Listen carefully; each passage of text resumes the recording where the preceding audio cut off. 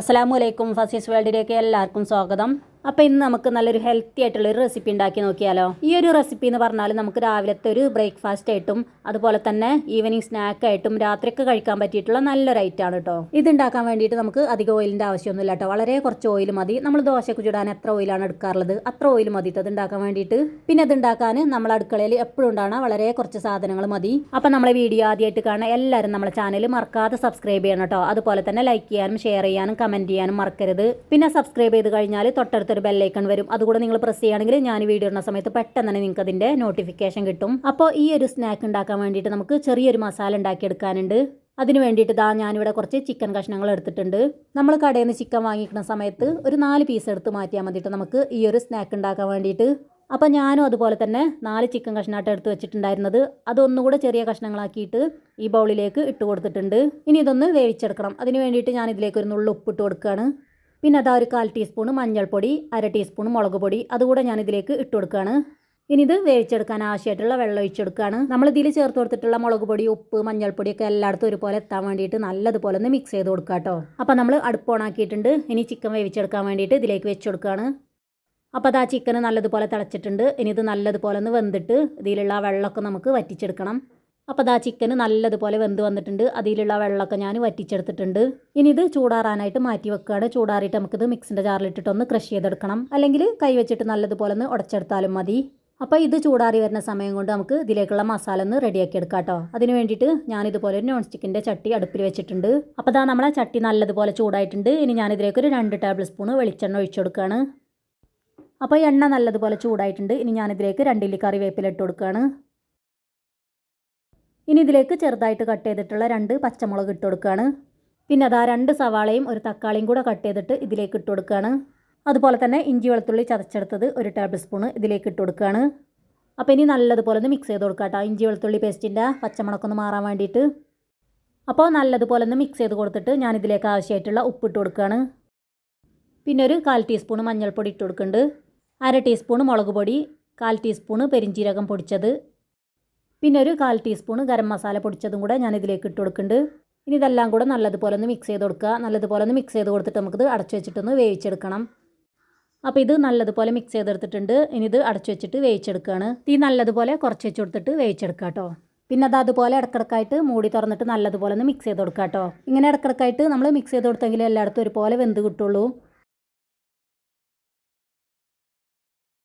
അപ്പോൾ നമ്മൾ വേവിക്കാൻ വെച്ചിട്ടുള്ള സവാളയും തക്കാളിയൊക്കെ നല്ലതുപോലെ വെന്ത് വന്നിട്ടുണ്ട്. ഇനി ഇതൊന്ന് മിക്സ് ചെയ്ത് കൊടുത്തിട്ട് ഞാനിതിലേക്ക് 1/2 ടീസ്പൂൺ കുരുമുളക് പൊടിച്ചതിട്ട് കൊടുക്കുകയാണ്.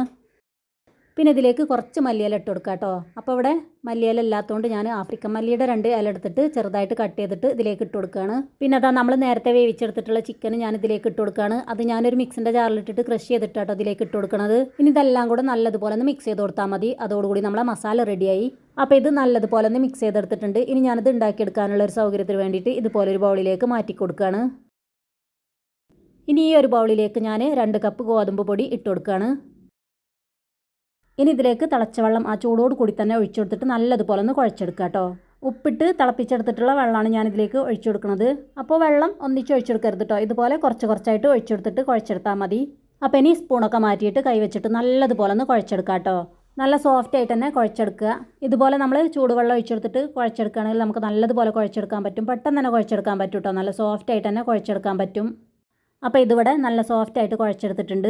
ഇനി ഇതെല്ലാം കൂടെ ഇതുപോലെ ചെറിയ ചെറിയ ബോൾസ് ആക്കിയിട്ട് വന്നിട്ട് ഉരുട്ടിയെടുക്കുക കേട്ടോ. ഒരേ വലിപ്പത്തിലുള്ള ചെറിയ ചെറിയ ബോൾസ് ആക്കിയിട്ട് ഉരുട്ടിയെടുത്താൽ മതി. അപ്പോൾ നമ്മൾ കുഴച്ചെടുത്തിട്ടുള്ള മാവ് മുഴുവനായിട്ടും ഞാൻ ഇതുപോലെ ചെറിയ ചെറിയ ഉരുളകളാക്കി മാറ്റിയിട്ടുണ്ട്. ഇനി ഇതിൽ നിന്ന് ഓരോ ഉരുളകൾ എടുത്തിട്ട് ഇതുപോലെ ചപ്പാത്തി കല്ലിലിട്ടിട്ട് ഒന്ന് പരത്തിയെടുക്കുക കേട്ടോ. അപ്പോൾ ഇതുപോലെ പരത്തിയെടുക്കുക കേട്ടോ. നമുക്ക് എത്ര വലിപ്പത്തിലാണോ വേണ്ടത് അതിനനുസരിച്ച് പരത്തിയെടുത്താൽ മതി. ഇതുപോലെ നമ്മൾ ചപ്പാത്തിയൊക്കെ ഉണ്ടാക്കണ ഈ മെഷീനിൽ വെച്ചിട്ട് ഒന്നിട്ട് പ്രസ് ചെയ്ത് കൊടുത്താൽ മതി. അപ്പോൾ നമുക്ക് പെട്ടെന്ന് തന്നെ ഇത് ഉണ്ടാക്കിയെടുക്കാൻ പറ്റും. അപ്പോൾ ഇങ്ങനെ ചെയ്യുകയാണെങ്കിൽ നമുക്ക് പിന്നെ അധികം സമയമൊന്നും വേണ്ട കേട്ടോ. പെട്ടെന്ന് തന്നെ ആയി കിട്ടും. ഇനി നമ്മൾ നേരത്തെ ഉണ്ടാക്കിയെടുത്തിട്ടുള്ള മസാല ഇതിൻ്റെ നടുവിലായിട്ട് വെച്ച് കൊടുക്കുകയാണ്. മസാല നമുക്ക് ഇഷ്ടമല്ലത്രയൊക്കെ ഇട്ട് കൊടുക്കുക കേട്ടോ. എന്തായാലും കൂടിപ്പോരുത്. കൂടിയാൽ പിന്നെ ആ മസാലേൻ്റെ ടേസ്റ്റ് ആവും മുന്നിൽ നിൽക്കുക. ഇനി ഇതിൻ്റെ ഒരു ഭാഗം ഇതുപോലെ ഒന്ന് മടക്കിയിട്ട് കൈ വെച്ചിട്ട് ഒന്നിട്ട് പ്രസ് ചെയ്ത് കൊടുക്കുക കേട്ടോ. ഇനി ഇതിൻ്റെ ഈ ഭാഗത്തായിട്ട് ഞാൻ കുറച്ച് വെള്ളം ഒന്ന് ബ്രഷ് ചെയ്ത് കൊടുക്കുന്നുണ്ട്. സാധാ വെള്ളമാണ് കേട്ടോ ഞാൻ ബ്രഷ് ചെയ്ത് കൊടുക്കുന്നത്. ഇതൊന്നിട്ട് ഒട്ടിക്കാൻ വേണ്ടിയിട്ടാണ്. ഇനി ഇത് നമ്മൾ നേരത്തെ ചെയ്ത പോലെ തന്നെ ഇങ്ങേ ഭാഗത്തേക്കായിട്ട് ഒന്നിട്ട് മടക്കിയിട്ട് പ്രസ് ചെയ്ത് കൊടുക്കുക കേട്ടോ. കൈ വെച്ചിട്ട് ഒന്നിട്ട് അമർത്തി കൊടുക്കുക. അപ്പോൾ അങ്ങനെ അത് ഒട്ടിക്കോളും. പിന്നെ നമ്മളിത് ഉണ്ടാക്കുന്ന സമയത്ത് തുറന്ന് വരുന്നില്ല. ഇനി ഇതിൻ്റെ രണ്ടറ്റം ഇതുപോലെ ഒരു കത്തി വെച്ചിട്ടൊന്ന് കട്ട് ചെയ്തെടുക്കുക കേട്ടോ. ഒരേ ഷേപ്പിൽ കിട്ടാൻ വേണ്ടിയിട്ടാണ് ഒരുപോലെ. ഇനി ഇതുപോലെ ഒരു ഫോർക്ക് വെച്ചിട്ട് ഇതിൻ്റെ രണ്ടറ്റത്തായിട്ട് ഇതുപോലെ എന്നിട്ട് പ്രസ് ചെയ്തെടുത്താൽ മതി. അങ്ങനെയാകുമ്പോൾ നല്ലൊരു ഷേപ്പിൽ നമുക്കിത് ഉണ്ടാക്കിയെടുക്കാൻ പറ്റും. അപ്പോൾ ഫോർക്ക് വെച്ചിട്ട് ഇങ്ങനെ ചെയ്തെടുത്താൽ മതി. അങ്ങനെയാകുമ്പോൾ അതിൻ്റെ രണ്ടറ്റം നല്ലതുപോലെ ഒട്ടുകയും ചെയ്യും, നല്ലൊരു ഷേപ്പ് കിട്ടുകയും ചെയ്യും, മസാല ഒന്നും പുറത്തേക്ക് പോവില്ല. ഇനി ഇത് തിരിച്ചിട്ടിട്ട് ഈ ഒരു ഭാഗത്തും ഇതുപോലെ തന്നെ ചെയ്തെടുക്കുക കേട്ടോ, ഫോർക്ക് വെച്ചിട്ട്.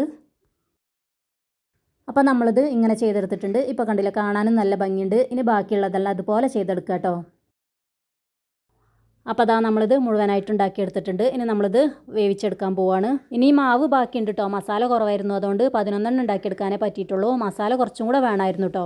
എല്ലായിടത്തും ഒരുപോലെ ആവാൻ വേണ്ടിയിട്ട്, ഒരേ ലെവലിൽ കിട്ടാൻ വേണ്ടിയിട്ട് ഇതുപോലെ എന്നിട്ട് പ്രസ് ചെയ്ത് കൊടുക്കുക കേട്ടോ. അപ്പോൾ ഇങ്ങനെ ചെയ്യണത് എന്താണെന്ന് വെച്ചാൽ നമ്മളിത് എണ്ണയിൽ മുക്കി പൊരിക്കണമെന്നില്ല, ദോശച്ചട്ടിയിൽ വെച്ചിട്ട് ചുട്ടെടുക്കുകയാണ് ചെയ്യുന്നത്. അപ്പോൾ ഇതാ നമ്മളെ ദോശച്ചട്ടി നല്ലതുപോലെ ചൂടായിട്ടുണ്ട്. ഇനി ഞാനിതിലേക്ക് കുറച്ച് ഓയിലൊന്ന് തേച്ച് കൊടുക്കുന്നുണ്ട്. ഇനി നമ്മൾ ഉണ്ടാക്കിയെടുത്തിട്ടുള്ള മസാല പാക്ക് ഇതിലേക്ക് വെച്ചിട്ട് അതിൻ്റെ 2 ഭാഗം നല്ലതുപോലെ ഒന്ന് വേവിച്ചെടുക്കുക കേട്ടോ. അപ്പോൾ ഞാൻ 2 വെച്ച് കൊടുക്കണുള്ളൂ. ഇതിൽ 2 പോവുള്ളൂ കേട്ടോ. കുറച്ച് വലിയ നോൺ സ്റ്റിക്കിൻ്റെ പാനൊക്കെ ഉണ്ടെങ്കിൽ അതെടുത്താൽ മതി. അങ്ങനെ ആകുമ്പോൾ നമുക്ക് പെട്ടെന്ന് ഉണ്ടാക്കി തീരുകയും ചെയ്യും. ഇനി ഇതിൻ്റെ മുകൾ ഭാഗത്തായിട്ട് ഞാൻ കുറച്ച് ഓയിൽ തേച്ച് കൊടുക്കുന്നുണ്ട്. നിങ്ങളുടെ കയ്യിൽ ബട്ടർ ഉണ്ടെങ്കിൽ അത് സ്പ്രെഡ് ചെയ്തെടുത്താലും മതി കേട്ടോ. ഒരു ഭാഗം ഫ്രൈ ആയി കഴിഞ്ഞാൽ പിന്നെ നമുക്കിതൊന്ന് തിരിച്ചിട്ട് കൊടുക്കാം കേട്ടോ. തിരിച്ചിട്ടിട്ട് ആ ഭാഗത്തും ഇതുപോലെ ഓയിൽ തേച്ച് കൊടുക്കാം കേട്ടോ. അപ്പോൾ നമ്മൾ ഓയിലിന് പകരമായിട്ട് ബട്ടർ അല്ലെങ്കിൽ നെയ്യൊക്കെ ഇതിൻ്റെ മുകളിലായിട്ട് സ്പ്രെഡ് ചെയ്ത് കൊടുക്കുകയാണെങ്കിൽ ഒന്നുകൂടെ ഒന്ന് ടേസ്റ്റ് കൂടും. ഇതുപോലെ തിരിച്ചു മറിച്ചൊക്കെ ഇട്ടിട്ട് ഫ്രൈ ചെയ്തെടുത്താൽ മതി. പിന്നെ ഇതിൻ്റെ കളറൊന്ന് മാറി വരുന്ന സമയത്ത് ഒരു ഗോൾഡൻ കളർ ആകുമ്പോൾ നമുക്കിത് ചട്ടിയിൽ നിന്ന് എടുത്ത് മാറ്റാം കേട്ടോ. ഇതിൻ്റെ മുകൾ ഭാഗത്തായിട്ട് ഞാൻ നേരത്തെ കാണിച്ചിട്ടുള്ള ആഫ്രിക്കൻ മല്ലിയുടെ പീസും അതുപോലെ തന്നെ ഉണക്കമുളകും വെച്ചെടുക്കുന്നുണ്ട്. വെറുതെ വെച്ചെടുക്കാട്ടോ, ഒരു ഭംഗിക്ക് വേണ്ടിയിട്ട്. ഇപ്പോൾ ഇതിൻ്റെ 2 ഭാഗം നല്ലതുപോലെ മൊരിഞ്ഞിട്ടുണ്ട്, നല്ലതുപോലെ വെന്ത് വന്നിട്ടുണ്ട്. ഇനി ഞാനിത് ചട്ടിയിൽ നിന്ന് എടുത്തിട്ട് ഇതുപോലെ ഒരു പ്ലേറ്റിലേക്ക് മാറ്റാം. ഇനി ബാക്കിയുള്ളതെല്ലാം നമുക്കിതുപോലെ ഫ്രൈ ചെയ്തെടുക്കാം കേട്ടോ. നല്ലൊരു ഹെൽത്തി ആയിട്ടുള്ളൊരു സ്നാക്കാട്ടത്. അധികം ഓയിലിൻ്റെ ആവശ്യമൊന്നും ഇതിനില്ല. നമ്മൾ ദോശയൊക്കെ ചുട്ടെടുക്കണ പോലെ തന്നെ അധികം ഓയിലിൻ്റെ ആവശ്യമൊന്നും ഇല്ല ഇതിന്. ഇനി വേണമെന്നുണ്ടെങ്കിൽ 2 ഭാഗം തിരിച്ചു മറിച്ചൊക്കെ ഇട്ട് കൊടുത്തിട്ട് ചപ്പാത്തിയൊക്കെ ചുടുന്ന പോലെ ഓയിലില്ലാതെ വേണമെങ്കിൽ നമുക്കത് ചുട്ടെടുക്കാൻ പറ്റും. അപ്പോൾ ഇതാ നമ്മളിത് മുഴുവനായിട്ടും ഫ്രൈ ചെയ്തെടുത്തിട്ടുണ്ട്. ആ ഒരു മസാല വെച്ചിട്ട് നമ്മൾ 11 സ്നാക്ക് ഉണ്ടാക്കി എടുത്തിട്ടുണ്ട്. കുറച്ചും കൂടെ മസാല വേണമായിരുന്നു കേട്ടോ, മാവ് ബാക്കിയുണ്ടായിരുന്നു.